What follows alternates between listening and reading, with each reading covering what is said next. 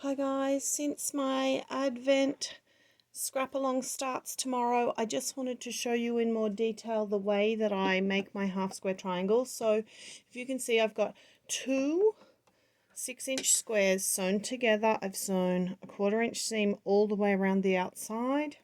Now all I do is simply place my ruler on the diagonal, line up those points, and cut, then do the opposite diagonal, lining up those seam points, run that through, and you'll see that you end up with 4 half square triangles. I've also found that with this method it is so simple that apart from cutting off these bits of corner, I don't trim these up. They end up perfect. So that's a quick, easy way to make your half square triangles. And each block has 4 half square triangles if you're doing the basic Advent scrap along.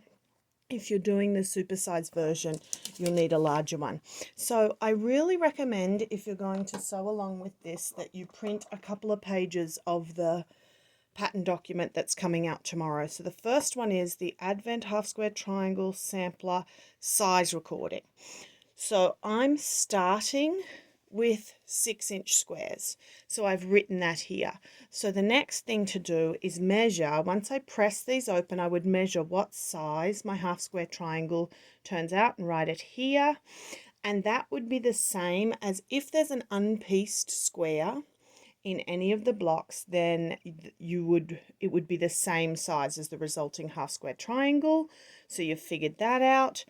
And then eventually, once you've made a block, measure the size of your block. And that way you know the size of your eventual block if you want to do any math about how big your quilt will turn out.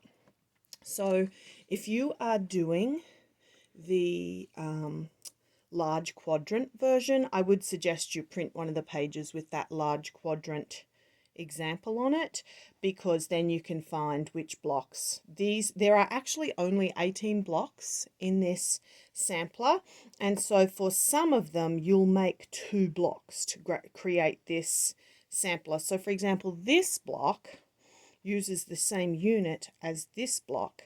They're just laid out differently before you piece it together. So this diagram will help you figure that out as you go along. So that's a handy one to print if you're doing that.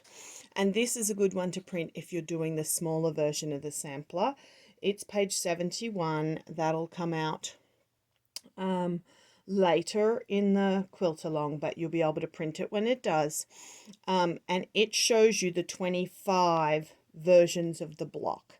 So with some of them you might make 2 versions with 2 different colorways and just place them in different parts of the sampler so they're not next to each other. But this page 71 will show you every block, because some blocks will have 2 colorways. So it'll show you how to make 25 blocks out of the 18 that are available in the pattern.